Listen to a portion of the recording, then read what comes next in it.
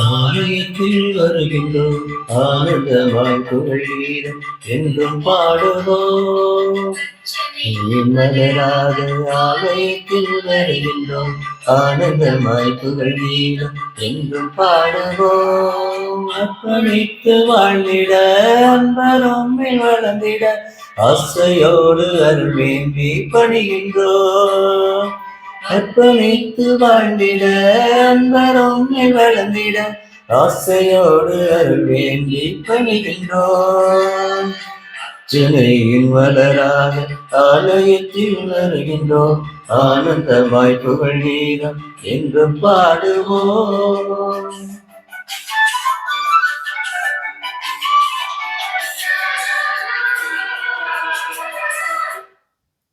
ஆண்டவர்களோடு இருப்பாராக.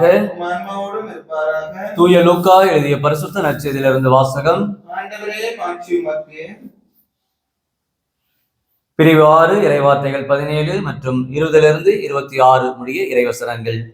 அக்காலத்தில் இயேசு திருத்தூதருடன் இறங்கி வந்து சமவெளியான ஒரு இடத்தில் நின்றார். பிறந்தரான அவருடைய சீடர்களும் யூதேயா முழுவதிலிருந்தும் எருசலேமிலிருந்தும் தீர் சீதோன் கடற்கரை பகுதியிலிருந்தும் அந்த பிறந்தரான மக்கள் அங்கே இருந்தார்கள். இயேசு சீடர் மீது தம் பார்வையை பதித்து கூறியவை: ஏழைகளே, நீங்கள் பேறு பெற்றோர், ஏனெனில் இறையாட்சி உங்களுக்கு உரியதே. இப்பொழுது பட்டினியாயிருப்போரே, நீங்கள் பேறு பெற்றோர், ஏனெனில் நீங்கள் நிறைவு பெறுவீர்கள். இப்பொழுது அழுது கொண்டிருப்போரே, நீங்கள் பேறு பெற்றோர், ஏனெனில் நீங்கள் சிரித்து மகிழ்வீர்கள். மானிட மகன் பொருட்டு மக்கள் உங்களை வெறுத்து ஒதுக்கி வைத்து நீங்கள் கொல்லாதவர் என்று இகழ்ந்து தள்ளிவிடும் போது நீங்கள் பேறு பெற்றோர். அந்நாளில் துள்ளி மகிழ்ந்து கொண்டாடுங்கள், ஏனெனில் விண்ணிலே உங்களுக்கு கிடைக்கும் கைமாறு மிகுதியாகும். அவருடைய மூதாதையரும் இறைவாக்கினருக்கு இவ்வாறே செய்து வந்தனர். ஆனால் செல்வர்களே, ஐயோ உங்களுக்கு கேடு, ஏனெனில் நீங்கள் எல்லாம் அனுபவித்து விட்டீர்கள். இப்பொழுது உண்டு ஒழித்திருப்ப ஐயோ உங்களுக்கு கேடு, ஏனெனில் பட்டினி கிடப்பீர்கள். இப்பொழுது சிரித்து என்பருவோரே, ஐயோ உங்களுக்கு கேடு, ஏனெனில் துயரற்று அழுவீர்கள். மக்கள் எல்லாரும் உங்களை புகழ்ந்து பேசும்போது ஐயோ உங்களுக்கு கேடு, ஏனெனில் அவர்களின் மூதாதையரை போல் இறைவாக்கினருக்கு இவ்வாறே செய்தார்கள். இது வாழ்வு தரும் கிறிஸ்துவின் நற்செய்தி. இயேசுவில் பிரியமான சகோதர சகோதரர்களே, பொதுக்காலத்துடைய 6வது ஞாயிற்றுக்கிழமையிலே ஆண்டவர் மீது நாம் நம்பிக்கைகளோடாக வாழ வேண்டும் என்ற ஒரு இறை சிந்தனையை இந்த நாளிலே நாம் சிந்திக்க ஆண்டவர் நம்மை அன்போடு அழைக்கின்றார். ஆண்டவரிலே எப்பொழுது முழுமையான நம்பிக்கை வாழ இன்றைய வாசல் அனைத்துமே இன்றைய முதல் வாசமாக இறைமையா இறைவாக்கினர் அருமையாக நமக்கு குறிப்பிடுகின்றார். நாம் அனைவருமே நம்முடைய வாழ்விலே எப்படி கடவுளோடு நாம் இருக்க வேண்டும், எப்பொழுது நம்ம மனிதரிலே நாம் எப்பொழுது நாம் நம்பிக்கை வைக்கிற பொழுது நம்முடைய வாழ்வு எப்படி இருக்கும், ஆண்டவரிலே நம்பிக்கை வைக்கிற பொழுது எப்படி நம்முடைய வாழ்வு இருக்கும் என்பதை அருமையாக சொல்கிறார். மனிதரிலே நம்பிக்கை வைப்பவர் பாலை நிலத்துக்கு புதர் செடிக்கு ஒப்பாவர் என்று குறிப்பிடுகின்றார். கடவுள் மீது நம்பிக்கை வைப்பவருடைய வாழ்க்கை நீர் அருகில் நடப்பட்ட மரத்துக்கு ஒப்பாவார். நீரோடையை நோக்கி வேறு விழுகின்ற மரமாக, வெப்பமிகு நேரத்திலே அச்சமில்லை, இலைகள் பசுமையாக இருக்கும், கவலை இராது என்று சொல்லக்கூடிய அளவுக்கு கடவுள் மீது முழு பற்றை நாம் கொண்டு இருக்கிற பொழுது, நம்பிக்கை கொண்டு இருக்கிற பொழுது வாழ்க்கை வளமடையும் என்பதை சொல்லுகின்றார். 2ஆம் வாசகத்திலே பவுலடியார் அருமையாக நமக்கு குறிப்பிடுகின்றார். இயேசு இறந்து நமக்காக உயிருடன் எழுப்பப்பட்டார். அதை நாம் அனைவருமே நம்பிக்கையோடு ஏற்றுக்கொள்ள வேண்டும். அப்பொழுதுதான் நம்முடைய வாழ்விலே நாம் மீட்பை பெறுவோம். அளவென்றால் நீங்கள் கொண்டிருக்கும் இந்த நம்பிக்கை ஒரு பயனற்றது என்று சொல்லுகின்றார். காரணம், இயேசு உயிருடன் எழுப்பப்பட்டார், அவரே முதலில் உயிருடன் எழுப்பப்பட்டார். இது அனைவரும் உயிருடன் எழுப்பப்படுவது என்பதை உறுதிப்படுத்துகிறது என்று சொல்லுகின்றார். திருமணத்துக்கு பெற்ற ஒவ்வொரு கிறிஸ்தவனும் இயேசுவிலே இறந்து உயிர்த்தெழ வேண்டும். இது ஆண்டவர் நம்ம மீது கொடுத்த அருமையான ஒரு மீட்பு நிறைந்த ஒரு வாழ்வு. இயேசுடைய இந்த பாஸ்காவுடைய ஒரு நிறைவு, தன்னையே அவர் அர்ப்பணித்திருக்கின்றார். நமக்காக பாடுபட்டார், நமக்காக உயிர் நீத்தார். நம்முடைய பாவங்களுக்கு கழுவாயாக ஆண்டவர் தன்னுடைய உயிரை ஒப்பு கொடுத்திருக்கின்றார். இவரே என்னை அன்பு செய்தார், இவரே எனக்காக தம்மை கையளித்தார் என்ற பவுலுடைய வார்த்தைகள் ஒவ்வொரு நாளும் அந்த கிறிஸ்துவ மக்களுக்கு ஒரு உந்தி தள்ளக்கூடிய அளவுக்கு ஒரு விசுவாச எழுச்சியாக இயேசுடைய அந்த இறப்பு உயிர்ப்பிலே நாம் பங்கெடுக்க வேண்டும், இயேசுவை நீங்கள் நம்புங்கள், நீங்கள் வாழ்வு பெறுவீர்கள் என்பதை ஆணித்தரமாக தன் வாழ்நாளிலே பவுலடியாருடைய அந்த ஒரு மீட்பு அனுபவம்.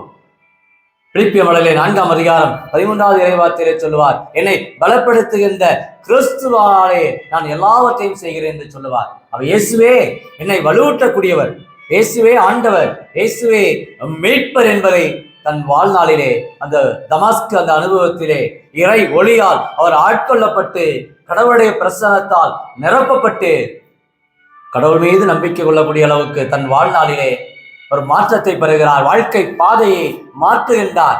இவ்வளவு நாட்களாக கடவுளுக்கு புறம்பான ஒரு வாழ்க்கை. ஆனால் எப்பொழுது அவர் ஆட்கொள்ளப்பட்டாரோ, தன்னை 13வது திருத்தூதர் என்று தன்னை அவர் வெளிப்படுத்தினாரோ, அப்பொழுது அவருடைய வாழ்நாளிலே கடவுளுடைய அந்த முழுமை, கடவுளுடைய அந்த இரக்கம் அவரை வழிநடத்தியது. இதைத்தான் இந்த நற்செய்தியிலே நாம் பார்க்கிறோம்.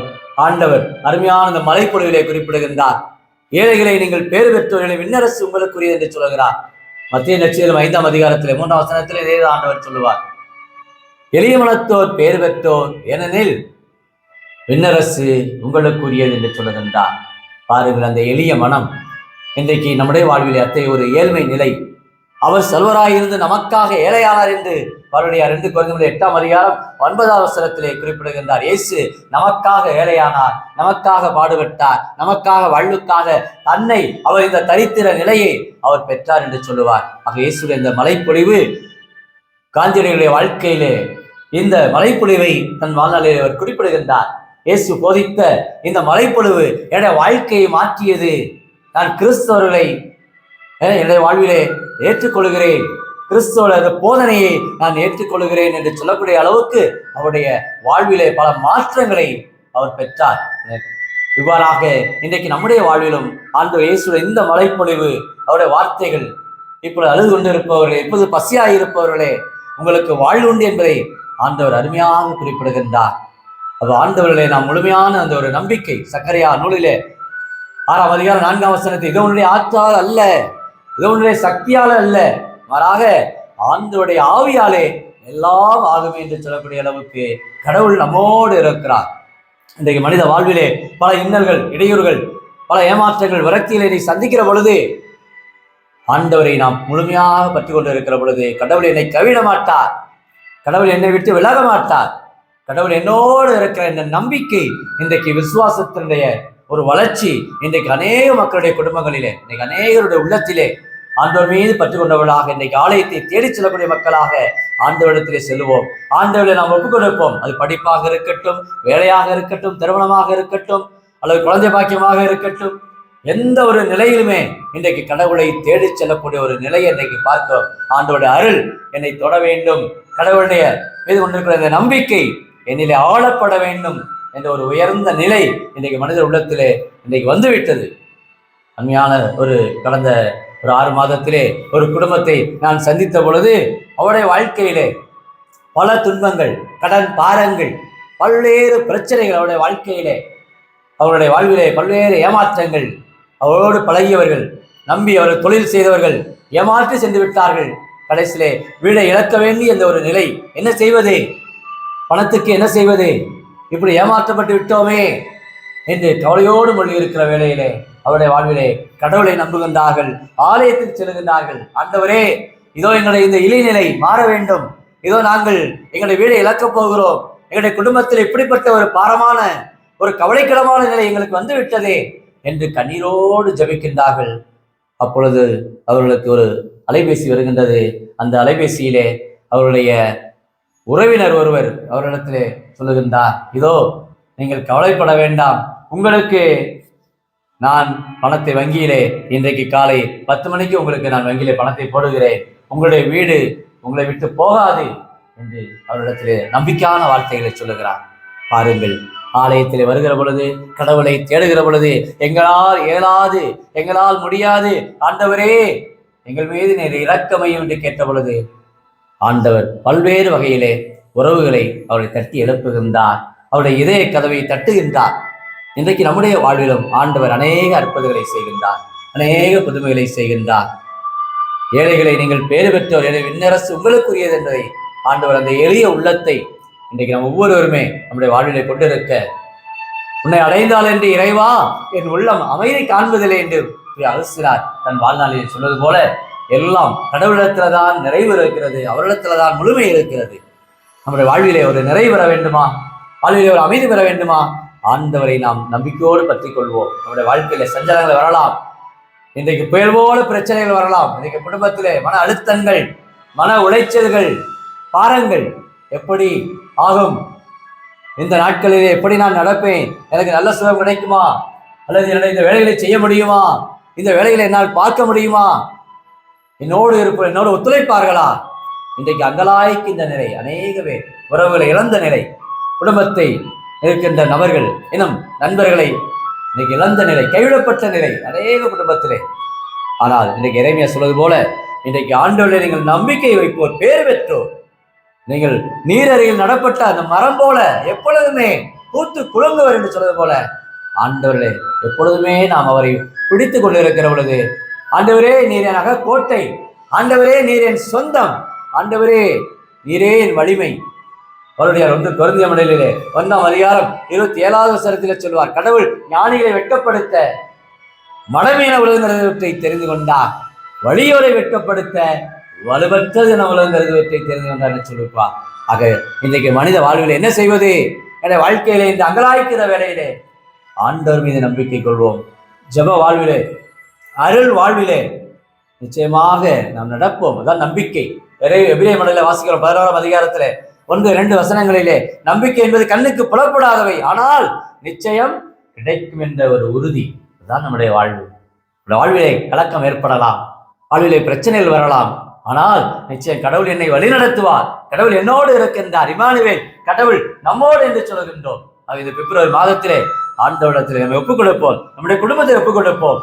எரேமியா எவ்வாறு அந்த இஸ்ராயல் மக்களை வழிநடத்தியது போல பாலுங்க நேரத்திலே அவர் தள்ளப்பட்டார், ஆனாலும் கடவுள் என்னை பாதுகாப்பார், கடவுள் என்னை வழிநடத்துவார் என்ற அந்த நம்பிக்கையோடு இருந்தார். பல துன்பங்களை சந்தித்தார் எரேமியா. அத்தகைய ஒரு வாழ்வு இன்றைக்கு நமக்கும் பல துன்பங்கள் வரலாம், தடைகள் வரலாம், ஆனால் ஆண்டவரை விட்டு ஒரு நாள் நான் விலக மாட்டேன் என்று நம்முடைய உள்ளத்திலே எந்த ஒரு பாவத்தில் நான் விழமாட்டேன் என்று சீரா புத்தகத்துல 2ஆம் அதிகாரம் 1-2 சொல்வது போல, ஆண்டவரை நீ சிக்கன பிடித்துக்கள், உன் வாழ்க்கை வளமடை என்பதற்கிறாங்க. ஒரு நாள் நான் பாவத்தில் விழாமல் எப்பொழுதுமே நேரிய வழியிலே, உண்மை வழியிலே ஆண்டவருடைய இரக்கத்தை பெற்ற மக்களாக இறை நம்பிக்கையோடு பயணிக்க, அந்த ஆபிரகாம் எவ்வாறு நம்பிக்கையோடு பயணித்தாரோ, நம்முடைய வாழ்விலும் நாமும் ரூத்துடைய கொண்டிருக்கக்கூடிய நம்பிக்கை போல, இதோ ஆண்டவர் உனக்கு செய்த இதன் நன்மைகள், அநேக நன்மைகள் நிறைவாய் நீ பெறுவாய் என்று சொன்னது போல, இன்றைக்கு ரூத்துடைய வாழ்வை போல இன்றைக்கு நம்முடைய வாழ்விலும் ஆண்டவர் அநேக அற்புதங்களை கொடுக்க இருக்கிறார். இயேசுவிலே நம்பிக்கை கொண்டவர்களாக, இயேசுவிலே மீது பற்று கொண்டவர்களாக, இயேசுவே எனக்காக கோட்டை, இயேசுவே என் மீட்பர், இயேசுவே என் ஆண்டவர் என்று வாயார அறிக்கிற மக்களாக நாம் வாழ்வதற்கு, நம்முடைய வாழ்வு ஒரு சாட்சியான வாழ்வாக இருக்க ஜெபிப்போமா?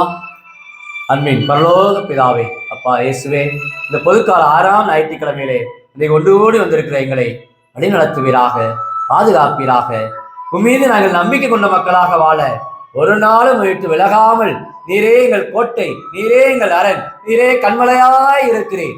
திருப்பாடல் 121வது பாடல் சொல்வது போல, அலைகளை நோக்கி என் கண்களை உயர்த்துகிறேன், எங்கிருந்து எனக்கு உதவி வரும், ஆழ்ந்த உலகிலிருந்து எனக்கு உதவி வரும் என்னுடைய பாடலுக்கு ஏற்ப உண்மை நம்பி வாழ்ந்து கொண்டு இருக்கிற எங்களை ஒரு நாளும் எனக்கு கைவிட மாட்டீர் அப்பா. இயேசுவே, ஆண்டவரே, மீட்பரே, எங்கள் ஒவ்வொரு குடும்பத்தை நீர் வழிநடத்தி கொண்டிருக்கிற ராஜாவே, எத்தனை இன்னல்கள் தடைகள் வந்தாலும் நாங்கள் உண்மை பின்பற்றி நடக்க எளிய மனத்தோர், பேறு பெற்றோர், இப்பொழுது அழுது கொண்டிருப்பவர்களே நீங்கள் மகிழ்ச்சிகள் என்று சொன்னது போல நிச்சயம் எங்களுக்கு வாழ்வு கிடைக்கும்.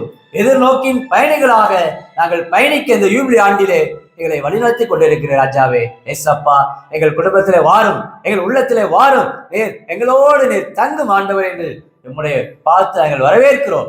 இந்த ஞாயிற்றுக்கிழமையிலே ஜெபிக்கிற ஒவ்வொரு குடும்பத்திற்கும் சமாதானம், அன்புறவும், பிரச்சனையோடு இருப்பவர்கள், கவலையோடு இருப்பவர்கள், பாரங்களோடு இருக்கிற ஒவ்வொருவரையும் சுமைகளை நீக்கி உங்களுடைய இரக்கத்தினால் ஒவ்வொருவரும் நலம் பெற உன் மீது நம்பிக்கை கொண்டு நீரோடைய அருகிலே நடப்பட்ட அந்த மரம் போல ஒவ்வொரு நாளும் பூத்து கொடுக்கக்கூடிய மக்களாக மகிழ்ச்சியோடு வாழ நன்றியுள்ள மக்களாக இருக்க உங்களுடைய கிருபையை பிழையும்படி வழிநடத்தும்படி கிறிஸ்து வழியாக உம்மை மன்றாடுகிறோம்.